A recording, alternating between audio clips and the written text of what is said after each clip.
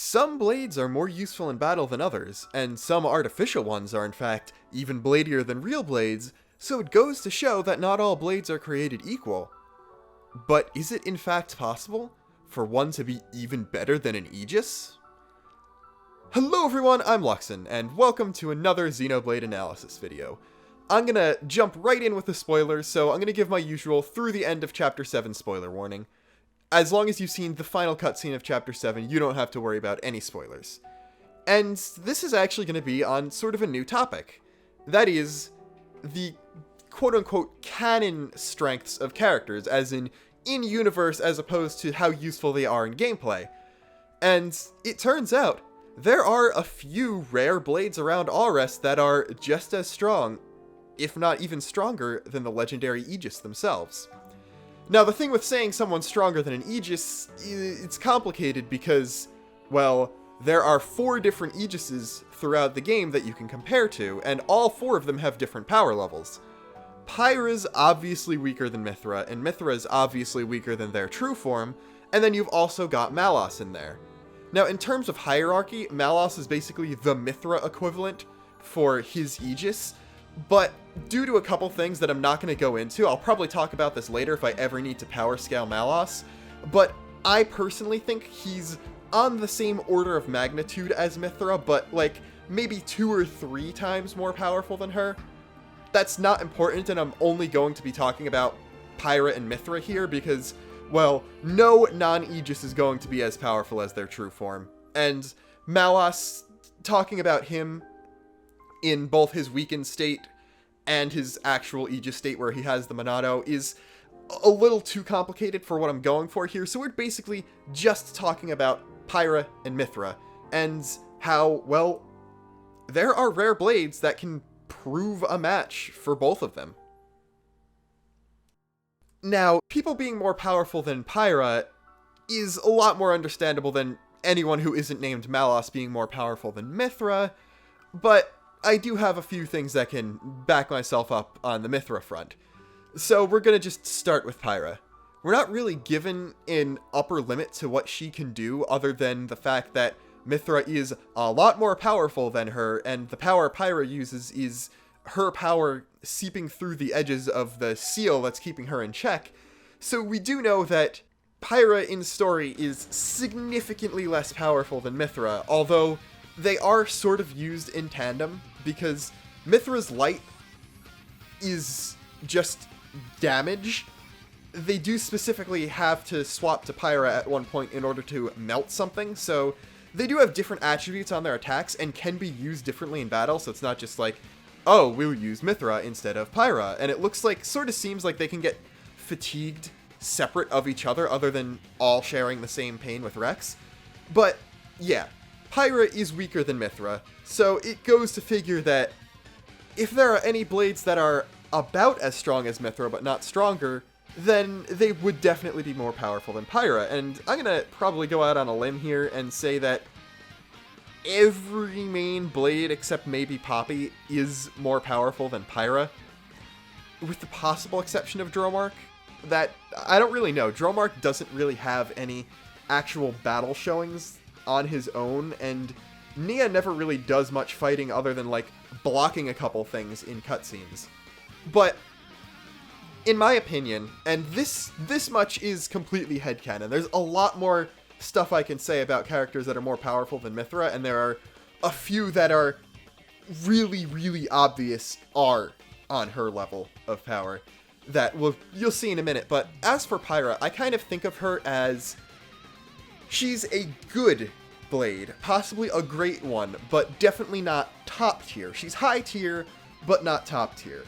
As in, common blades are generic tier, basically in universe. Rare blades are special because, well, they're rare, but they're also more powerful than basically any other blades in the world. So I think Pyrrha is kind of a middle-of-the-road rare blade in terms of power. She's definitely better than a few of the ones that don't really have specific feats. Like, as much as I love Finch, I'd probably say Pyrrha is more powerful than Finch because she doesn't really show off anything in her quest, and none of her attacks are particularly high spectacle in terms of what she's actually capable of doing. But I would say that she's definitely less powerful than someone like Bridget. Not least of which the fact that, yeah, the only reason the party actually beats Morag in the first encounter is because of environmental shenanigans and trying to get away. They couldn't have defeated her on their own, and that's including also Dromark and Poppy. Dromark's a bit iffy, again, so I'm not really going to say. Nia's main power comes in her blade form, and I honestly think that all flesh eaters that we've seen are actually more powerful than Pyrrha, just based on the fact that, yeah, 2 flesh eaters and 1 blade eater were taken out pretty handily by a team including Mithra, but again, we'll see later that included like 3 Mithra level blades. They also outnumber them 5-3. But if it was just Rex and Pyrrha against one of them, I'm pretty sure they would get taken out pretty badly. Also kind of goes with the fact that Akos in his Flesh Eater form is far more powerful than he was with Abrona, and Malos with his Monado is far more powerful than he was with Sever, and yet a party of 4 people, including Pyrrha, lost to those 2, while Rex was kind of easily able to fight off Akos in his Flesh Eater form. So Pyrrha is definitely weaker than a few rare blades and most Flesh Eaters. She's obviously a lot stronger than present Minoth, but we'll see. We might have to wait to see what he does in Torn of the Golden Country to see if Prime Minoth is actually more powerful than Pyrrha, depending on whether how much we actually see of Pyrrha in that DLC, of course. But Akos, Patroka, Nick, Jin very obviously, Malos, Nia, they're all more powerful than Pyrrha. They have more impressive feats and are shown to be closer to the level of Mithra than anyone, so obviously they're stronger than Pyrrha. A lot of the gacha blades are probably also on Pyrrha's level or stronger. I didn't go through and like look at everyone's blade quest to see what feats they have besides the ones that are more of a match for Mithra, but I'd imagine she's probably about halfway in the stable of all the rare blades that are gacha based, because really in-universe, no common is a match for her, even though you can get commons that are better than a lot of rares.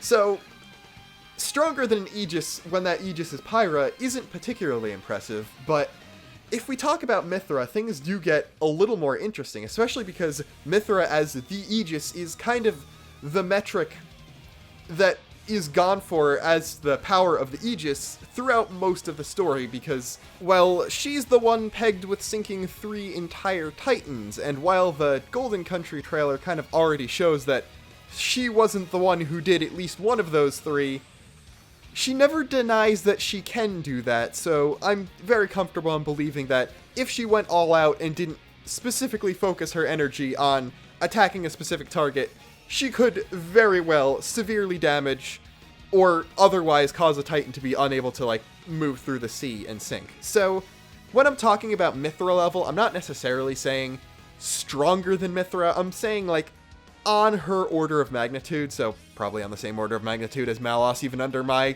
scaling of him. And that would be able to cause severe harm to a large-scale Titan. The first of these is probably the most important because we can then use them to scale to a bunch of other blades, and that is Bridget.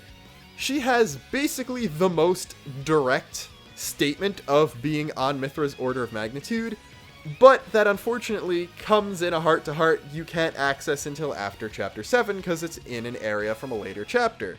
So I'll talk about the content of the heart-to-heart, but I won't actually show it. In it, the two of them reminisce about the times during the Aegis War, which we'll probably get to see in the Golden Country, and they mention that Bridget came pretty close to winning their sparring matches a lot. Now, Mithra won all of them except possibly one. There's a discrepancy between the two of them, and they get into a bit of an argument over whether or not Bridget, like, actually won one. But the point is still, if Mithra actually wasn't completely sure that she won all of them, that very clearly implies that she had actual difficulty beating Bridget, even if she did it every time. Like, if you're 10% stronger than someone, you're probably going to beat them every time you fight them, but it's still gonna be a pretty close fight. And the way I'm thinking about this is that since maxing out affinity charts and that strengthening a blade's auto attack damage is actually a thing in the game, I'm kind of leaning towards the idea that, yeah, the blades do actually grow in strength throughout the story. Obviously, the drivers do because they get better at using them, but I think the blades' powers themselves do grow to some extent beyond, yeah, Pyrrha turned into Mithra and now she can blow people up. So I'm reasonably confident in saying that Bridget, by the end of Xenoblade 2, has surpassed the Mithra from the Aegis War. She's still probably behind present-day Mithra and obviously a lot weaker than the true form, but I'd say that she did actually surpass the Mithra from 500 years ago. Now the next blade is another member of the party, and that's Pandora. Now, yeah, that makes sense. Morag and Zeke are like the best fighters from their country, so if one of them's about Mithra level, then the other one probably is too. But there are specific statements. In the third fight against Zeke, Rex specifically says something to the effect of, "Wow, to think we found another driver who's as good as Morag." And, you know, Morag's the one who's using Bridget, so it kind of goes without saying that if Zeke is as good as Morag, he's as strong as Morag, so his blade is as strong as Morag's blade. AKA, Pandora is probably also about the same level as Bridget, being a bit weaker than Mithra, but still pretty strong, and obviously stronger than Pyrrha by default, so I'd probably go about the same and say she has surpassed 500 years ago Mithra by the end of the game. And that's a pretty impressive showing if a normal rare blade, albeit one of the best ones ever, was able to surpass the Aegis in not her gimped form. So, out of the party blades, those two are obviously on that level. And Dromark definitely isn't. Obviously, if I'm not sure whether or not he's stronger than Pyrrha, there's no way he's going to be a match for Mithra. But Nia definitely is Aegis level. And we can see that very, very obviously, not in statements or anything, but, you know, in that cutscene where she's able to incapacitate Malos when nobody else, including the two Mithra level characters, could really do much against him. So, there you go. Nia is the second strongest flesh eater in the game, and if her power is well above, well, not necessarily well above, it was enough to take Malos out of commission for longer than anyone who wasn't the true form of Pyrrha and Mithra. So I'm not going to say she's stronger than Malos, but she's clearly stronger than any of the other blades in the party at that point in time, which included Pandora and Bridget, and if those two are borderline Mithra level, well, Nia probably has to be too. Of course, Nia is only the second strongest flesh eater of all time. Jin being the strongest, he's very obviously actually stronger than Mithra because, you know, he beat Rex and Mithra pretty handily that one time. Jin is explicitly more powerful than Mithra. If anyone is more powerful than Mithra, even if you say Malos is equal, Jin is definitely stronger than her because there's an actual fight where he does defeat her. Now, that's Jin's true flesh eater form, and in all honesty, based on what we can see from the Golden Country pre-release footage, and especially the Treehouse segment, regular Jin, like before he became a flesh eater, is also pretty strong, as in actually giving Adam and Mithra trouble, and both of them remarking that they can't really tell where this power is coming from. Kind of a big deal, if you ask me. I'm not going to explicitly say anything about that until we actually get the Golden Country, but I'm going to say past Jin is, like, a little lower than Bridget and Pandora, but still pretty close to Mithra's level. Now, again, like I said, the other Flesh Eaters and Blade Eaters are most likely in between Pyrrha and Mithra, but closer to the Mithra end. So there's not really anything there, but if we're talking about other blades, then I'd say there are 5 more worth talking about. The first has 0 feats and probably the least evidence, and that one is Poppy Cutie Pie. Now, she's interesting because, yeah, she's a Napon knockoff of the Aegis, so you'd expect her to be a bit weaker possibly, but going off of the fact that she's kind of better than Pyrrha and Mithra gameplay-wise if you max her out properly and, like, build her well, but obviously story and gameplay are very segregated, and I'm not taking gameplay into account because, like, Dagos would be Mithra level and he doesn't really have the feats to show that. But I don't know. The other problem is the weaker forms of Poppy also don't get that many feats. Like, the most impressive one is probably QT, like, lifting that cannon out of the way in Tantal. So, like, I guess QT might be about Pyrrha level, and Cutie Pie would be in between Pyrrha and Mithra, but it's just kind of a gut feeling. Maybe if we get a DLC side quest or something that, like, actually is the equivalent of a blade quest for Cutie Pie, and, like, we actually get some feats for her, I'd be able to change that and say, like, yeah, she's definitely not Aegis level, or yeah, she definitely is, but headcanon-wise, I kind of want to say she's, again, in that nebulous area of order of magnitude of Mithra, but still weaker. Next up kind of comes in a pair, and that's Kos-mos and Telos. Now, Telos doesn't really have impressive enough feats for me to really say, yeah, she could possibly be Aegis level, but based on all the interactions between her and Kos-mos, it's kind of implied that they're equals in some way. They're just light and dark counterparts of each other who happen to have different weapons. So if Kos-mos is as strong as Mithra, then Telos probably is too. And Kos-mos has an actual kind of feat to back it up. She destroys a large amount of blade bots in one move, and actually does it a couple times, in a way that impresses basically the entire party.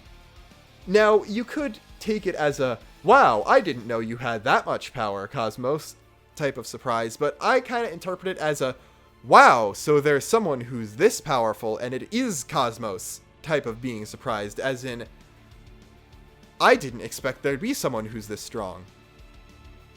So that kind of, to me, indicates that Kos-mos, especially with all the other special treatment she gets, like, she's the only gacha light blade, she's the only pre-DLC light blade that isn't a specifically modded Cutie Pie, light is just kind of generally the best element in the game, and a bunch of stuff like that does kind of lead me to believe that Kos-mos was intended to be as powerful as an Aegis, and therefore Telos also was. It would be kind of cool if, like, say Mithra and Malos are the same power for the sake of this example, but then, like, Kos-mos and Telos are almost Aegis things, really strong blades that are almost as good as the Aegis, but don't have the special benefits of being one, or something like that. I don't know. I doubt we're actually going to get that much explained, but it's still cool to think about, and I do think Kos-mos and Telos are pretty close to Mithra, if not at her level or past it.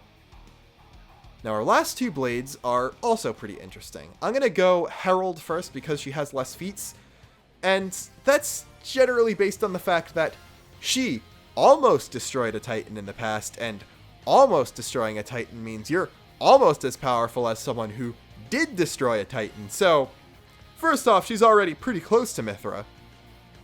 And the fact that it was pretty likely that she would have nuked Tantal had they not sealed her away also kind of goes to show that she's probably able to actually destroy a Titan if she tries.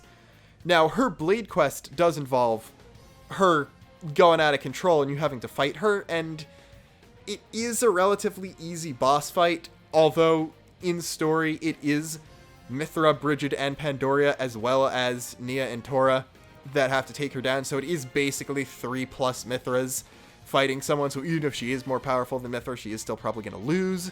But again, she destroys a huge amount of Lias at once, and people, again, are surprised by what she can do. So, you know, pretty good. Pretty good showing. I'd definitely say Herald is close to, if not past, Mithra. Last but not least, we probably have the one regular rare blade that, like, isn't a Flesh Eater or Malos or something, that you all probably expected to see, so it was kind of dumb of me to save her for last, but we got Zenobia. Now, she's got actually 2 different things that kind of make me think she's on Aegis level. First off is, she is a Goku. She kind of just wants to go out there and fight strong guys, and her entire side quest is about doing that. And the first person she wants to fight is Mithra. And while Mithra doesn't accept the challenge, and she is, like, making excuses for why it shouldn't be done, I, though, don't think that she's making excuses to, like, not lose, like Zenobia says. I think that when she says, yeah, you don't want to be around the destruction that a fight between the two of us would cause, I'm inclined to believe her. So that sort of implies that the two of them fighting could destroy a Titan just as, like, a collateral thing. And if that happens, then that, you know, kind of means that Zenobia is pretty close to Mithra's power, again, if not past it. But additionally, Zenobia also has an actual feat that's something no other character has done, and that is to defeat an enemy capable of basically being immortal by regenerating its own health. The boss of Zenobia's quest is some special legendary monster that was sealed away by like 8 stones, 1 for each element. It's ridiculous. And it's like one of the most powerful monsters to ever live. It's effectively biologically immortal because every time you beat it, it regenerates its health. And this is a thing that was causing trouble for the entire party, including Zenobia, Mithra, Bridget, and Pandora. So, like, that's a thing that 4 Mithras were having trouble defeating. And it didn't stop there, because after it regenerates a few times, they're like, okay, so what are we supposed to do? God damn it, Zenobia, you might have destroyed us all because there's no getting away from this thing if you can't kill it. Then she just kind of hits it like a giant golf ball and sends it careening into the Cloud Sea, where presumably it's stuck getting crushed or starving to death and then regenerating or something for all eternity, and that's something I wouldn't want to wish on anyone. But Zenobia holds the record for defeating the most durable enemy in the game. So that's probably a big point in her favor, just a little bit. So yeah, just based on that, I'm inclined to say Zenobia is probably more powerful than Mithra. So yeah, that's a lot of blades, and a lot more than I expected when I first thought of this video, that would at the very least give Mithra a run for her money, if not just straight up beat her in a fight. And that's honestly pretty cool. It, like, narrative-wise, yeah, she's the big important one, but at the same time, it's kind of cool to have a bit of a devalued Chosen One type narrative if, yeah, there are kind of regular people that aren't the Chosen One who are still capable of putting up a good fight against them. And while it doesn't really play into the story much, other than the one time where Jin does straight up defeat Mithra, it's still pretty cool to think of that they did actually have enough hints in there for me to conclusively say that there are a few other playable characters who are just as strong as an Aegis. And until next time, this is Luxon, signing off.